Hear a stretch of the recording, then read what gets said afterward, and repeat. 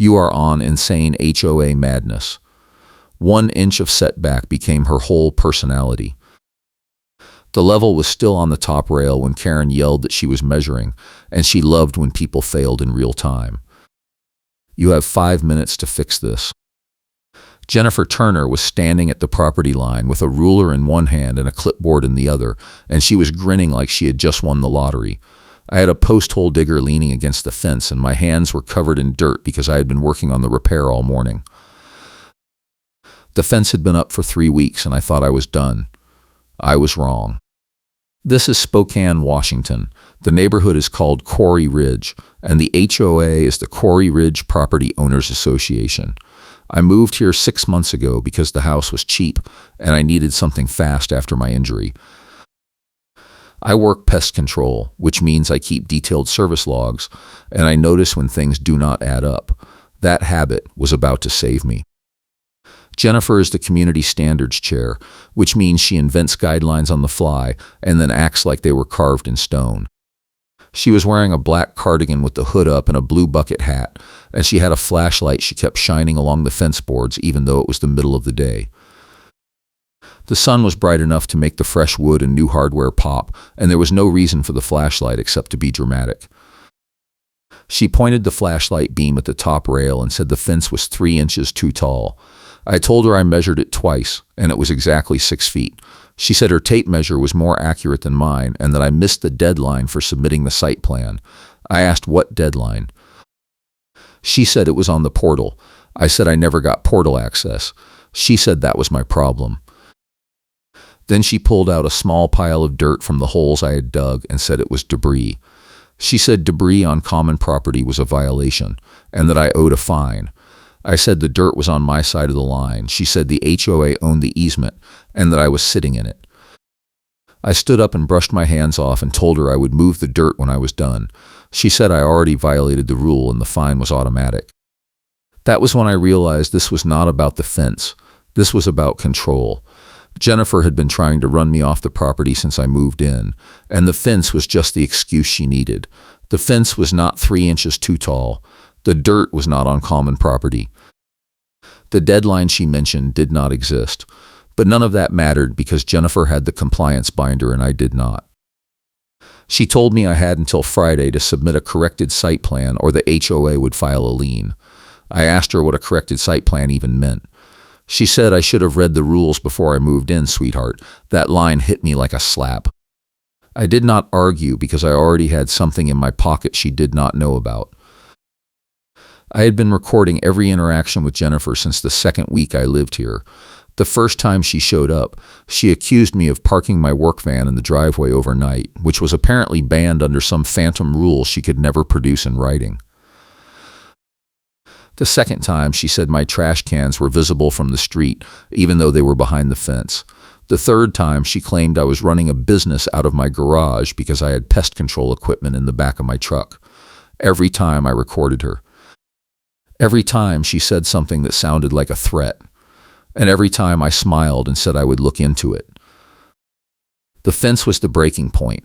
I knew she was going to escalate, and I knew I needed proof that would hold up in front of the board or a judge, so I kept my mouth shut and let her think she was winning. Jennifer wrote something on her clipboard and then planted an orange reflective marker at the edge of my curb. She said it was to mark the violation zone. I said that was my curb, not hers. She said the curb was part of the common area and that I did not own it. I told her to show me the plat. She said she did not need to because she was the compliance chair. Then she walked away. I stood there for a minute and looked at the marker. It was the kind you see on construction sites, bright orange with a little flag on top. It looked official, which was the point. Jennifer wanted everyone in the neighborhood to see that I was in trouble. She wanted them to think I was the problem. But I knew something she did not. The survey stakes for my property had been moved twice in the last 2 weeks. The first time I thought it was an accident. The second time I realized someone was tampering with them. I needed daylight photos before it happened again, which meant I had to work fast. The stakes were the only proof I had that the fence was on my side of the line, and if they disappeared, I was done. I went inside and grabbed my phone. I took pictures of the stakes, the fence, the marker, and the dirt pile. I made sure to capture the angle of the sun and the shadows so the timestamps would be obvious. Then I sent the photos to my email and backed them up to the cloud. If Jennifer tried to claim I moved the stakes myself, I would have proof that they were already in place before she showed up. The next morning, I got a notice in the mail. It was printed on HOA letterhead and it had my name and address at the top. The subject line said "Final warning, fence violation and debris accumulation." The body of the letter said I had failed to comply with the site plan submission deadline and that the HOA was moving forward with enforcement. It listed 3 fines: $200 for the fence height, $150 for the debris, and $300 for missed deadlines. The total was $650, due in 10 days. The letter also said that if I did not pay, the HOA would file a lien packet and initiate collections. At the bottom, there was a line that said continued non-compliance may result in additional penalties including legal action and property access restrictions. It was signed by Jennifer Turner, Community Standards Chair. I read the letter 3 times. The fence height violation was fake. The debris fine was fake. The missed deadline was fake, but the lien threat was real. HOAs in Washington can file liens for unpaid fines, and once a lien is on the property, it shows up on the title and makes it almost impossible to sell or refinance. Jennifer knew that. She was counting on me folding because I could not afford to fight. I called the management company. The woman who answered said her name was Diane and that she was the account manager for Quarry Ridge. I told her I got a violation notice that did not make sense and asked if I could see the site plan requirement in writing. She put me on hold for 5 minutes. When she came back, she said the site plan rule was in the architectural guidelines and that I should have received a copy when I closed on the house. I said I did not. She said she would email me a copy. The email never came. I waited 2 days and then called again. This time, Diane said the guidelines were undergoing revisions and that she could not send me an outdated version. I asked when the new version would be ready. She said she did not know. I asked if the site plan rule was in the current covenants. She said she would have to check with the board. Then she hung up. That was when I knew the HOA was stalling. They did not have a site plan rule. They did not have a deadline. They were making it up as they went, and they were hoping I would not notice. I went to the county assessor's office and pulled the plat map for my property. The map showed the exact boundaries, and it showed the easement. The easement was a 10-foot strip along the back of my lot, and it was marked for utility access. My fence was 6 feet from the back property line, which meant it was 4 feet inside my lot and nowhere near the easement. The dirt pile was also inside my lot. Jennifer had lied. I made copies of the plat map and highlighted the property line. Then I went home and measured the fence again. I used a tape measure, a level, and a laser distance finder. The fence was exactly 6 feet tall. The posts were plumb. The rails were straight. There was nothing wrong with it. But I still had a problem. The lien packet deadline was 8 days away, and I needed to stop it before it got filed. A lien would cost me thousands in legal fees to clear, even if I won. I needed leverage.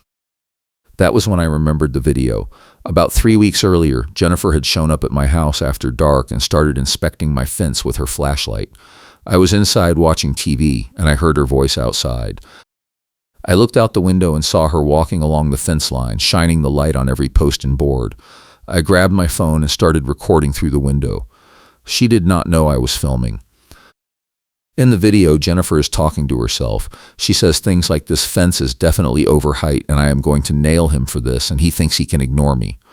At one point, she tries to yank on one of the posts to see if it is loose. When it does not move, she kicks the bottom board. Then she walks over to my driveway and takes pictures of my work van with her phone. The whole thing lasts about 4 minutes, and it is clear she is trespassing and harassing me. I had not planned to use the video unless I absolutely had to, but now I had no choice. The lien threat was real, and the video was the only thing I had that would force the HOA to back off. I also had a neighbor who saw the whole thing. His name is Ed, and he lives 2 houses down. Ed is retired, and he spends a lot of time in his garage working on old furniture. He has a clear view of my property from his driveway, and he saw Jennifer that night. The next morning, he came over and told me he thought she was acting strange. I asked if he would be willing to write down what he saw. He said yes. Ed brought me a one-page statement with the date, time, and a description of what Jennifer did. He also took photos from his driveway that showed Jennifer on my property with the flashlight. The photos had timestamps that matched my video. It was perfect. I now had 3 things: the plat map that proved the fence was legal, the video that proved Jennifer was harassing me, and a witness statement that backed up the video. I just needed a way to deliver it all at once so the HOA could not ignore it. I decided to request an emergency hearing. The HOA bylaws said any homeowner could request a hearing with 72 hours notice if they were facing imminent enforcement action. A lien packet counted as imminent enforcement. I drafted a letter, attached copies of the plat map and the witness statement, and hand-delivered it to the management company office. I did not mention the video yet. That was my trump card, and I was saving it for the right moment. Diane called me the next day and said the board had scheduled a hearing for Thursday night at 6. She said I would have 15 minutes to present my case and that Jennifer would be there to respond. I said that was fine. Thursday came fast. I spent the day organizing my evidence and rehearsing what I was going to say. I printed extra copies of everything and put them in a folder. I also downloaded the video to a thumb drive so I could play it on a laptop if needed. I was not going to let the board dismiss me because I did not have my documents in order. The hearing was held in a conference room at the management company office. When I arrived, the board members were already sitting at a long table. Jennifer was sitting at the far end with her own folder and a smug look on her face. There were 4 other board members: the president, the treasurer, the secretary, and 1 at-large member. The president was a man in his 60s named Gerald who looked like he would rather be anywhere else. Gerald opened the meeting and said we were there to discuss the fence violation and lien action. He asked Jennifer to present her case first. Jennifer stood up and launched into a speech about how I had violated multiple HOA rules and ignored repeated warnings. She said the fence was over height, the debris was on common property, and I had failed to submit a site plan. She held up her clipboard and said she had measurements and photos to prove it. Then she said I was a problem resident who had been non-compliant since day 1. She said I parked commercial vehicles in the driveway, left trash cans visible, and ran a business out of my garage. She said the board needed to send a message that rules matter and that I could not be allowed to continue flouting them. She sat down and looked at me like she had just delivered a closing argument. Gerald asked if I wanted to respond. I stood up and said yes. I opened my folder and handed out copies of the plat map to each board member. I explained that the map showed the exact property boundaries and the easement, and that my fence was 4 feet inside my lot. I said the debris pile was also inside my lot and not on common property. I pointed to the highlighted area and said Jennifer had either misread the map or lied about the location. One of the board members asked if I had a survey. I said I did not need one because the plat map was the legal boundary. I said if the board wanted to challenge it, they would need to hire a surveyor and prove I was wrong. No one said anything. Then I handed out copies of Ed's witness statement. I said Jennifer had been trespassing on my property and harassing me, and that I had a neighbor who witnessed it. I read the statement out loud. It described Jennifer inspecting my fence at night, trying to yank on the posts, kicking the boards, and taking pictures of my van. The board members looked uncomfortable. Jennifer's face turned red. Gerald asked Jennifer if the statement was accurate. Jennifer said Ed was lying and that she had never trespassed. I said I had video evidence. The room went silent. I pulled out the thumb drive and asked if I could play the video. Gerald said yes. I plugged the drive into the laptop and played the 4-minute clip. The board members watched in silence. You could hear Jennifer's voice on the recording saying, "I am going to nail him for this, and he thinks he can ignore me." You could see her kicking the fence and taking pictures of my van. When the video ended, no one spoke for a few seconds. Jennifer finally said the video was taken out of context and that she was doing a routine inspection. I said inspections do not happen at night on private property without permission. I said the video clearly showed harassment and trespassing, and that I had filed a police report that morning. That was not true yet, but I was planning to file it as soon as the hearing was over. The treasurer asked Jennifer if she had any documentation of a site plan rule or a submission deadline. Jennifer said it was in the architectural guidelines. The treasurer asked to see a copy. Jennifer said she did not bring one. The treasurer asked Diane if the management company had a copy. Diane said the guidelines were being revised. The treasurer said that meant there was no current rule. Gerald asked Jennifer if she had any response. Jennifer said the board needed to trust her judgment as the compliance chair and that I was clearly a problem resident. The at-large member said that was not evidence. Gerald said the hearing was over and that the board would deliberate and send a decision in writing. I left the building and sat in my truck for a minute. I knew I had won the hearing, but I also knew Jennifer was not going to let it go. She was going to find another way to come after me, and I needed to be ready. The next morning, I went to the police station and filed a report for trespassing and harassment. The officer took my statement and watched the video. He said it was clear-cut trespassing and that I could request a no-contact order if I wanted. I said I would think about it. He gave me a case number and said the report would be on file if I needed it later. 2 days later, I got a letter from the management company. It said the board had reviewed the evidence and determined that the fence was compliant and that no fines would be assessed. It said the lien action had been withdrawn. It also said the board was initiating a review of the compliance process to ensure consistency and fairness. The letter was signed by Gerald and copied to all board members, including Jennifer. I thought that was the end of it. I was wrong. If you are enjoying this story, hit the like button and subscribe for more HOA drama where the rules finally get enforced the right way. 3 days after the letter, Jennifer showed up at my house again. This time she had a tape measure and a clipboard, and she was standing at the property line with a man I did not recognize. The man was wearing a contractor vest and holding a string line. Jennifer saw me coming out of the garage and waved me over like we were old friends. She said the board had asked her to conduct a follow-up inspection to verify the fence placement. I said the board already cleared me. She said this was a separate matter. I asked who the man was. She said he was a contractor she hired to help with the measurement. I asked if the board authorized the contractor. She said she did not need authorization because she was the compliance chair. The contractor stretched the string line from the back corner of my lot to the front. He pulled it tight and staked it on both ends. Then he measured the distance from the string to the fence. Jennifer watched with her arms crossed and a satisfied look on her face. After a few minutes, the contractor said the fence was 6 inches off the line. I asked which line. He said the property line. I said the string was not on the property line. He said Jennifer told him where to put it. I asked to see the survey stakes.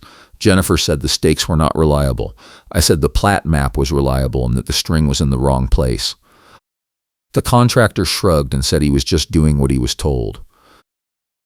Jennifer said the fence was encroaching on the easement and that it needed to be moved. I said the easement was in the back and the fence was nowhere near it. She said I was wrong.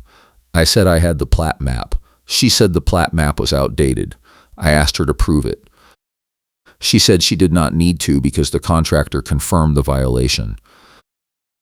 I told Jennifer to leave my property. She said she had a right to inspect. I said she did not have a right to trespass and that I had already filed a police report.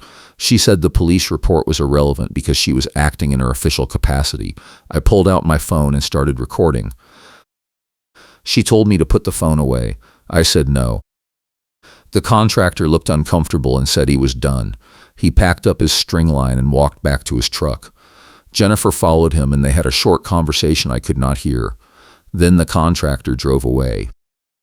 Jennifer walked back to the property line and planted another orange reflective marker, this time right next to the fence post. She said the marker indicated the encroachment zone and that I had 10 days to move the fence or face renewed enforcement action. I called Ed and told him what happened. He said he saw the whole thing from his garage. He said the contractor did not use a survey, did not check the plat, and just followed Jennifer's instructions. He said he would write another statement if I needed it. I said I probably would. That night I drove to the county assessor's office and requested a copy of the recorded survey for my lot. The clerk said it would take 3 days. I paid the fee and left. I knew the survey would show the exact same boundaries as the plat map, and I knew it would prove Jennifer was lying. but 3 days felt like forever. The next morning, I got a call from Diane at the management company. She said Jennifer had submitted a new violation report and that the board was scheduling another hearing. I said the board already cleared me. She said this was a different violation based on new evidence. I asked what evidence. She said Jennifer had a contractor report that showed the fence was encroaching. I said the contractor did not do a survey. She said the board would review it at the hearing. I asked when the hearing was. She said Friday at 6. That was 4 days away. I said I needed more time to prepare. She said the bylaws only required 72 hours notice and that the board was already being generous. I said I wanted to see the contractor report before the hearing. She said she would email it to me. The email came 2 hours later. The contractor report was 1 page. It had the contractor's name, the date, and a short paragraph that said the fence at the property was measured and found to be encroaching 6 inches into the common easement area. It was signed by the contractor, but it did not include any measurements, photos, or survey data. It was worthless. I called the contractor. He answered on the second ring. I said I was the homeowner and I wanted to know how he determined the fence was encroaching. He said he used a string line. I asked if he checked the plat map or the survey. He said no. I asked if he measured from the survey stakes. He said he did not know where the stakes were. I asked who told him where to put the string. He said Jennifer did. I asked if he would be willing to put that in writing. He said no and hung up. I realized Jennifer had paid the contractor to write a fake report so she could reopen the case. It was obvious and stupid, but it was also effective because the board did not know the contractor never did a real measurement. I needed to prove it at the hearing, and I needed to do it in a way that left no doubt. On Wednesday, I picked up the recorded survey from the county. It was a full boundary survey done when the subdivision was platted. It showed the exact same property lines as the plat map, and it showed the easement in the back. My fence was 6 feet from the back line, which meant it was nowhere near the easement.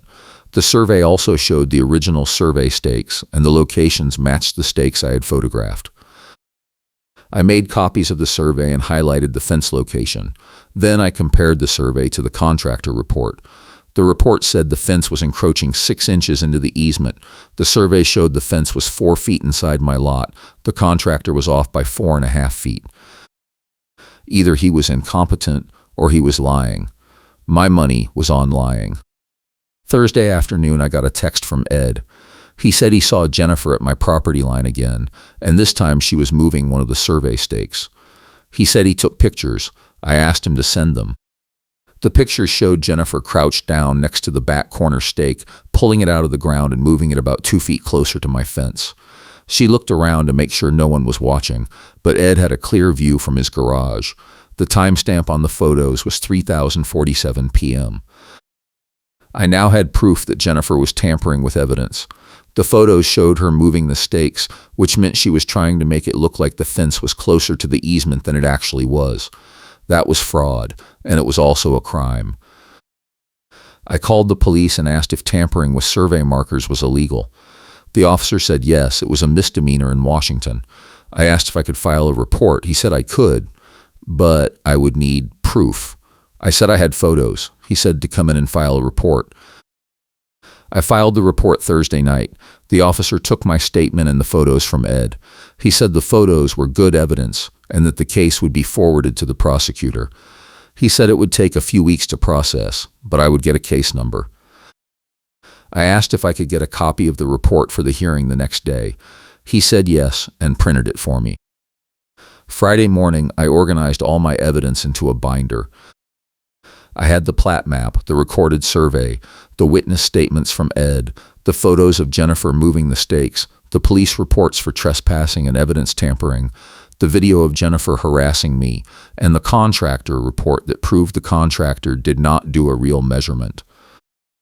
I also had the original photos I took of the survey stakes before Jennifer moved them, with timestamps that showed they were in the correct locations. The hearing started at 6.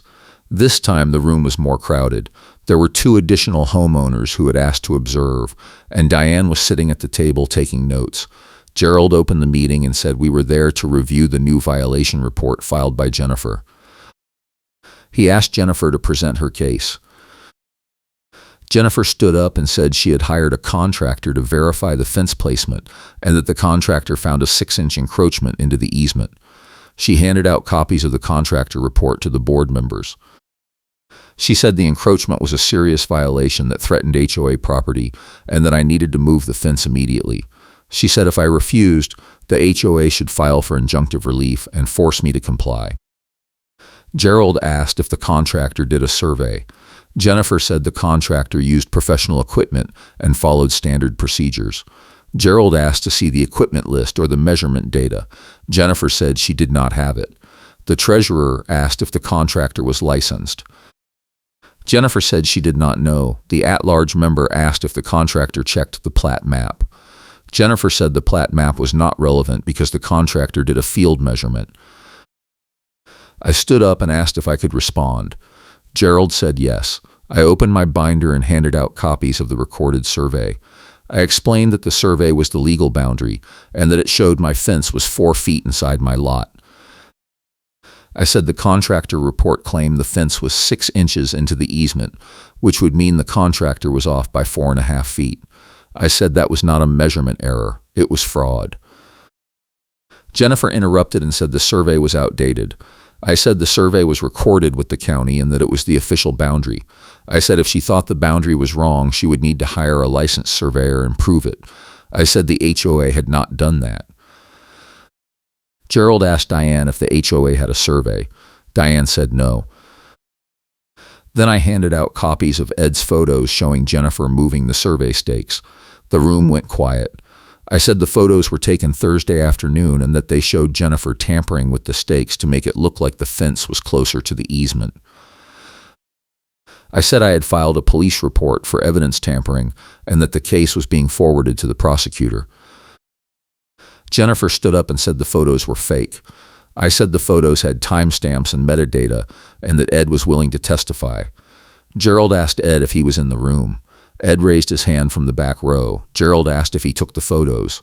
Ed said yes. Gerald asked if he saw Jennifer move the stakes. Ed said yes. Jennifer sat down and did not say anything. The treasurer asked if I had any other evidence. I said yes. I pulled out the video from the first hearing and said it showed Jennifer trespassing and harassing me. I said the video included audio of Jennifer threatening me and admitting she was targeting me. I played a short clip where Jennifer says, "I am going to nail him for this." The board members looked at each other. No one said anything. Then I said I had one more thing. I pulled out the contractor report and said the contractor admitted to me on the phone that he did not check the plat map or the survey and that he only followed Jennifer's instructions. I said the contractor refused to put it in writing, but I had the phone records showing I called him. I said the contractor report was worthless and that Jennifer knew it when she submitted it. Gerald asked Jennifer if she had anything to add. Jennifer said I was attacking her character and that the board needed to support her as the compliance chair. The at-large member said the evidence was clear and that Jennifer had repeatedly violated HOA procedures. The treasurer said the HOA could be liable for harassment and evidence tampering. The secretary said the board needed to take action. Gerald said the hearing was over and that the board would deliberate. He asked everyone except the board members to leave the room. I walked out with Ed and we stood in the hallway. Ed said he thought it went well. I said I hope so. We waited for 20 minutes. Then Gerald opened the door and called me back in. Gerald said the board had voted unanimously to dismiss the violation and withdraw all fines. He said the fence was compliant and that no further action would be taken. He also said the board was removing Jennifer from the compliance chair position effective immediately. He said the board would be conducting a full audit of the compliance process to identify any other issues. He said the audit would include a budget review to ensure vendor contracts were being awarded fairly. I asked what a budget review meant. The treasurer said the board had received complaints about vendor favoritism and that Jennifer had been approving contracts without competitive bids. He said the audit would look at all contracts Jennifer approved in the last 2 years. I realized they were going after the contractor and any other vendors Jennifer had been paying off. That was a budget review that reveals vendor favoritism, and it was exactly what Jennifer deserved. Gerald said the board would also be revising the architectural guidelines to make sure all rules were clear and enforceable. He said homeowners would have a chance to comment before the new guidelines were adopted. He thanked me for bringing the evidence to the board's attention and said the meeting was adjourned. I walked out of the building and got in my truck. I sat there for a minute and felt the weight lift off my shoulders. It was over. Jennifer was gone. The fence was legal. The fines were dismissed. I had won. But I was not done yet. The police report for evidence tampering was still pending, and I wanted to make sure it went through. I also wanted to make sure Jennifer could not come back and harass me or anyone else in the neighborhood. So I filed a request with the HOA for a formal trespass notice that would ban Jennifer from entering my property for any reason. The board approved it the next week, and the notice was served by a deputy sheriff. Jennifer did not contest it. 2 weeks later, the budget audit was completed. The report showed that Jennifer had approved at least 8 vendor contracts over the last 2 years without competitive bids.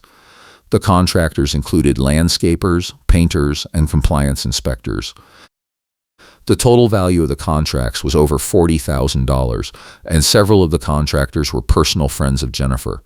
The board terminated all the contracts and issued a formal reprimand to Jennifer. The reprimand was posted in the HOA newsletter, and everyone in the neighborhood saw it. The best part came a month later. The HOA held its annual meeting, and one of the agenda items was a review of the compliance process. During the meeting, a homeowner asked why Jennifer had been removed as compliance chair. Gerald explained that Jennifer had violated multiple HOA procedures and had been found to be harassing a homeowner. Then someone played a recording of Jennifer's voice from my video saying, "I am going to nail him for this." The recording was played on the meeting room speakers, and everyone in the room heard it. Jennifer was sitting in the back row, and her face turned bright red. That was Karen Gets Embarrassed when her own quote plays on speaker, and it was the most satisfying moment of the entire ordeal. After the meeting, several homeowners came up to me and thanked me for standing up to Jennifer. One woman said Jennifer had been targeting her over landscaping violations, and she was glad someone finally fought back. Another man said Jennifer had tried to fine him for parking his boat in the driveway, even though the rules did not say anything about boats. He said he was going to file a complaint with the board and request a review of his fines. I told him to keep records and take photos. He said he would. The compliance audit also led to changes in the HOA rules. The board adopted new guidelines that required all architectural decisions to be based on written rules that were available to homeowners. The guidelines also required the compliance chair to provide written notice of any violations with a clear explanation and a reasonable deadline. The guidelines said any homeowner who disagreed with a violation could request a hearing, and the board had to provide a copy of the rule being enforced. It was common sense, but it was also a huge improvement over the old system where Jennifer could make up rules and deadlines on the fly. The HOA compliance process was audited and cleaned up, and the new system made it much harder for anyone to abuse their position. The board also hired a new management company that was more responsive and professional. Diane left shortly after the audit was completed, and the new manager made it clear that she would not tolerate harassment or retaliation. As for Jennifer, she resigned from the board 3 months later. She sent a one-sentence email to the board saying she was stepping down for personal reasons. No one believed her, but no one cared. She was gone, and that was all that mattered. The neighborhood was quieter after she left, and the shared mailbox cluster where neighbors used to gather and whisper while watching her antics became a normal place again. The survey stakes stayed in place, and I checked them every few weeks to make sure no one moved them. They never did. The fence is still standing, and it is still exactly 6 feet tall and 4 feet inside my lot. The orange reflective marker is gone. I threw it in the trash the day after the hearing. I still work pest control, and I still keep detailed service logs. The habit of documenting everything saved me, and I tell that story to anyone who will listen. If you are dealing with an HOA that is out of control, keep records, take photos, record conversations, get witness statements. Build your case before you need it, because by the time you realize you need it, it is too late. The injury I was recovering from when this all started is mostly healed now. I can walk without a limp, and I can lift heavy things again. The HOA tried to exploit my limited mobility, and they thought I would not fight back. They were wrong. I fought back, and I won. And every time I see that fence, I remember that standing up to bullies is worth it, even when it is hard. Thank you, and I will catch you in the next one.